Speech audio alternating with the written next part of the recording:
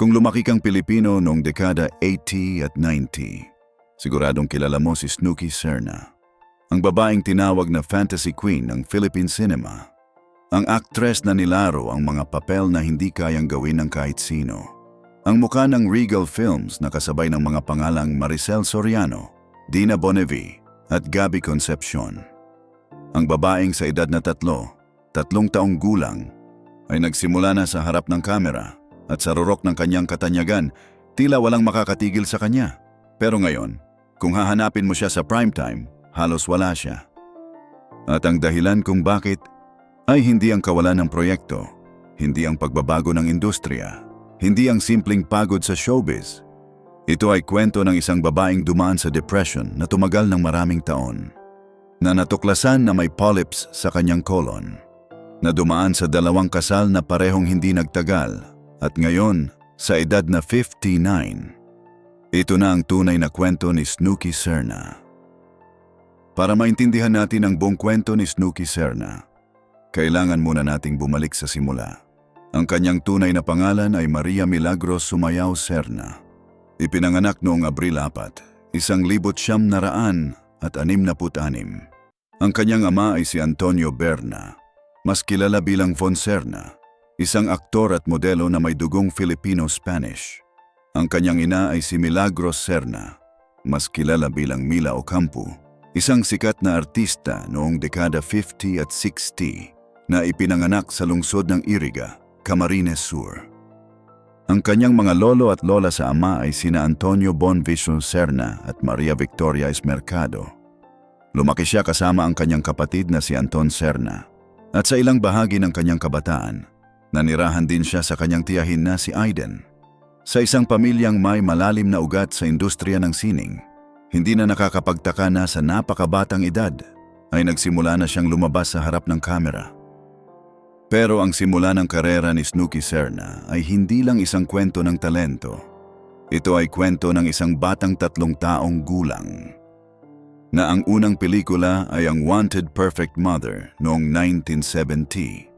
3 taong gulang, sa isang industriya na hindi laging maamo sa mga bata. Si Snooki ay nagsimulang matuto kung paano maging isang artista bago pa man niya naunawaan kung ano ang ibig sabihin ng pagiging bata. Sumunod ang My Little Angel noong 1975, kung saan ipinakita niya ang kanyang natural na kagandahan, inosenteng boses at natatanging kakayahang umiyak at magpakita ng emosyon. At sa ilalim ng gabay ng mga batikang direktor, kasama na ang national artist na si Lino Broca, nagsimulang mabuo ang pundasyon ng isang seryosong aktres. Kaya naman, nang lumaki si Snooki at pumasok sa dekada 80, nagsimula ang pinakamaliwanag na kabanata ng kanyang karera. Opisyal siyang naging isa sa mga original na Regal Babies ng Regal Films, ang nangungunang film company na pag-aari ng producer na si Lily Monteverde.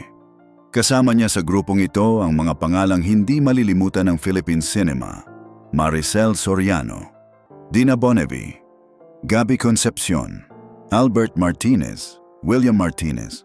Ang kanyang mga pelikula sa panahong iyon ay naging popular, lalo na ang kanyang mga youth, drama at fantasy films.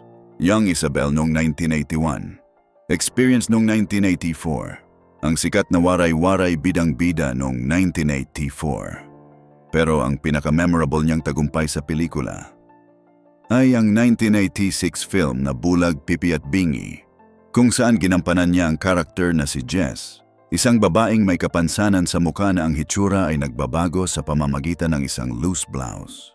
Ang papel na yon ay nagpatunay sa lahat na si Snooki Serna ay hindi lang isang magandang mukha. Siya ay isang seryosong actress. Pero sa kabila ng lahat ng tagumpay sa harap ng kamera, ang personal na buhay ni Snooki ay hindi kasing ganda ng mga papel na nilaro niya.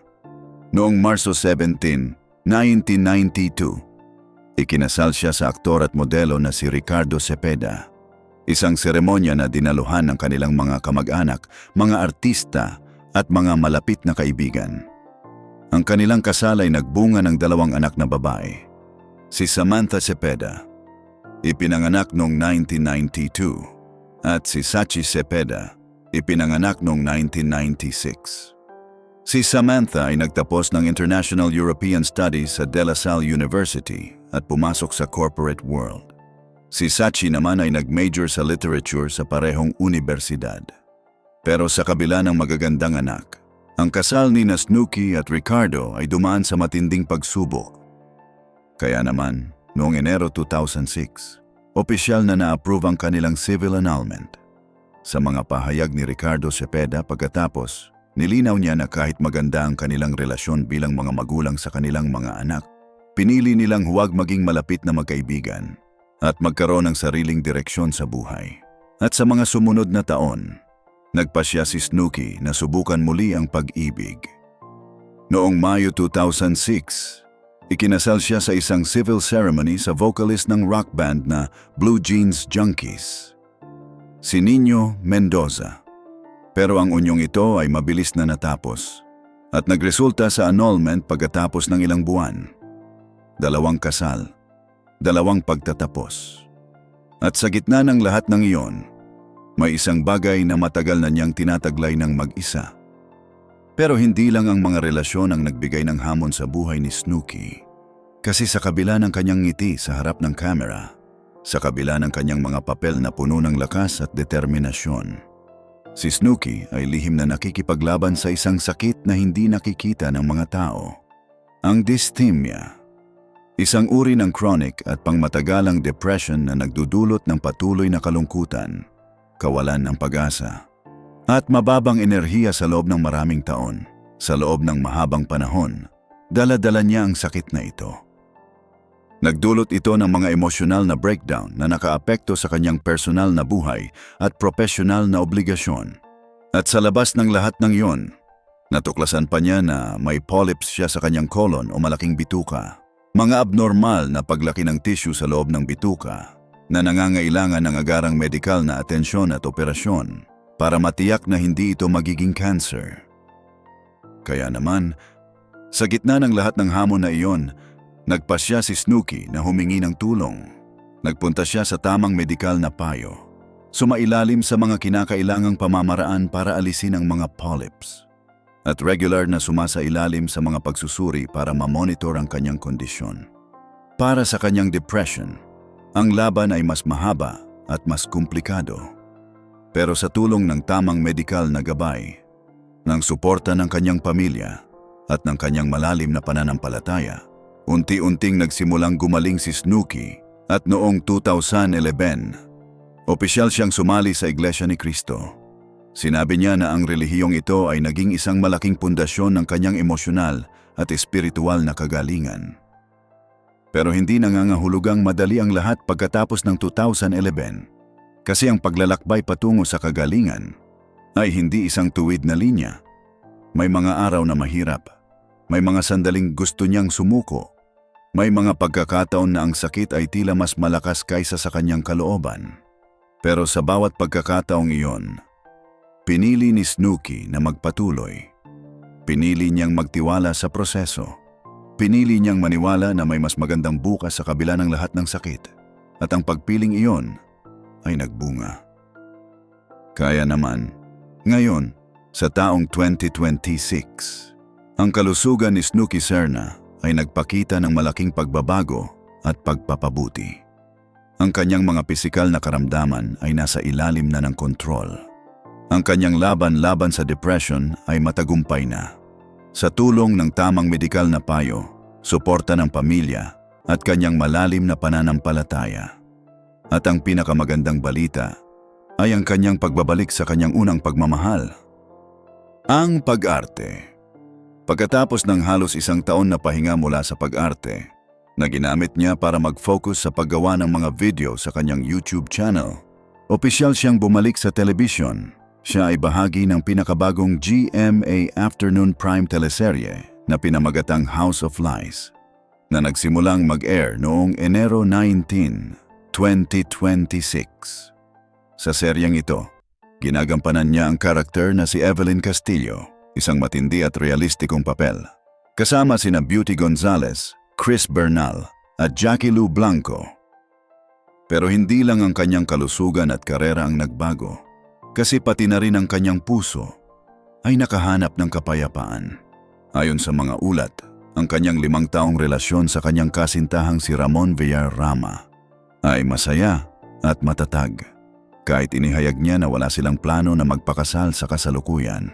At sa kanyang buhay ngayon, bilang isang aktres na bumabalik sa industriya, bilang isang ina ng 2 magagandang anak na babae, bilang isang miyembro ng Iglesia ni Cristo na aktibo sa mga media projects ng Net25, si Snooki Serna ay mas buong-buo kaysa sa kahit kailan. Ito ang kwento ni Snooki Serna. Hindi lang kwento ng isang actress na nawala sa primetime. Ito ay kwento ng isang babaeng nagsimula sa harap ng kamera sa edad na 3, na dumaan sa mga tagumpay at kabiguan sa pag-ibig, na lihim na nakikipaglaban sa depression sa loob ng maraming taon, na natuklasan na may polyps sa kanyang colon, at ngayon, sa edad na 59, ay mas maliwanag, mas malusog, at mas masaya kaysa sa kahit kailan. Hindi ito kwento ng isang taong sumuko. Ito ay kwento ng isang taong patuloy na lumaban. Ikaw, na nanonood ngayon, baka isa ka sa mga lumaki na nanonood kay Snooki Serna sa mga Regal Films na pelikula. Baka isa ka sa mga nagtatanong kung saan na ang fantasy queen ng Philippine cinema. O baka isa ka sa mga taong dumaan sa katulad na karanasan, na nakikipaglaban sa depression ng mag-isa, na nagtatanong kung may pagkakataon pa para sa isang bagong simula. Ang kwento ni Snooki ay para sa iyo. Para sa bawat taong naniniwala na ang mga pagsubok ay katapusan. Ang kwento niya ay patunay na hindi. Ang mga pagsubok ay maaaring simula ng pinakamagandang kabanata ng iyong buhay. Ang hindi sinasabi ng ibang balita, hindi lang ito kwento ng isang artista na may sakit. Ito ay kwento ng stigma ng mental health sa industriya ng entertainment. At kung paano ang isang babaeng puno ng talento ay maaaring matagal na nakikipaglaban sa isang sakit na hindi nakikita ng mga tao. Ang pinakamahalaga sa kwento ni Snooki Serna ay hindi ang kanyang mga pelikula o ang kanyang mga kasal. Ang pinakamahalaga ay ang katotohanan sa loob ng maraming taon. Habang nakikita ng mga tao ang kanyang ngiti sa harap ng kamera, ay may isang babae na lihim na nakikipaglaban sa isang sakit na hindi niya pinili. At ang kanyang desisyon na humingi ng tulong ay isang desisyon na nagligtas sa kanya. Iyon ang dapat nating pag-usapan. Hindi lang ngayon, kundi palagi.